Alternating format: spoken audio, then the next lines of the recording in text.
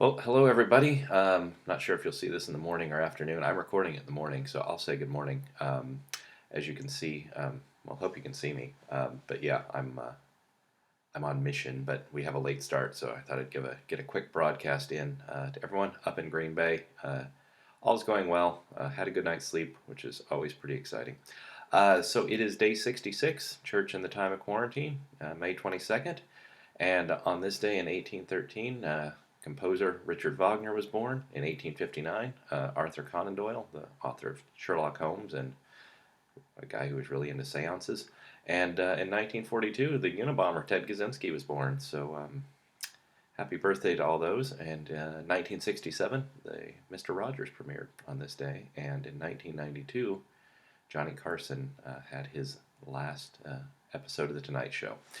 Seems Doesn't seem that long ago, but yeah, it's been a while. I remember watching it in college. Okay, not many announcements today. The diocese put down a little bit of guidance about church startup. You'll probably have received it by the time you see this broadcast. I'm sure Patty will forward it on to everyone because Patty is very good and does things like that. So you can read through it and we can discuss it at further time, some other time. But like I said, not a tremendous amount of guidance in it, but we'll keep plugging along. So, all right, which brings us to trivia. The trivia question we had the other day, we went crazy and had multiple choice, and Lee Nelson was the one who correctly identified Saint Nicholas as the saint who was at the Council of Nicaea. He reportedly punched the heretic Arius in the face there, so way to go, Saint Nicholas.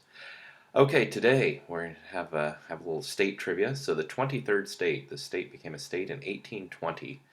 23rd state was originally part of Massachusetts. So name what state this was, which became the 23rd state in 1820. Okay, well, thought we'd have a little reflection from C.S. Lewis today, because it's always good to have a reflection from C.S. Lewis. And this one is on kind of the longings. Well, why don't I just read it? You'll get what he's talking about. So here we go. The longings which arise in us when we first fall in love, or first think of some foreign country, or first take up some subject that excites us, are longings which no marriage, no travel, no learning can really satisfy. I'm not now speaking of what would be ordinarily called unsuccessful marriages, or holidays, or learned careers. I'm speaking of the best possible. There was something we grasped at in that first moment of longing which just fades away in the reality. Now, there are two wrong ways of dealing with this fact, and one right one. The first wrong way is the fool's way. He puts the blame on the things themselves. He goes on all his life thinking that if he'd only tried another woman or went for a more expensive holiday or whatever it is, then this time he really would catch the mysterious something we're all after. The second wrong way is the way of the disillusioned sensible man. He soon decides that the whole thing was moonshine. Of course, he said, one feels that way when one's young, but by the time you get to my age, you've given up chasing the rainbow's end. And so he settles down and learns not to expect too much, and represses the part of himself which used to, as he would say, to cry for the moon.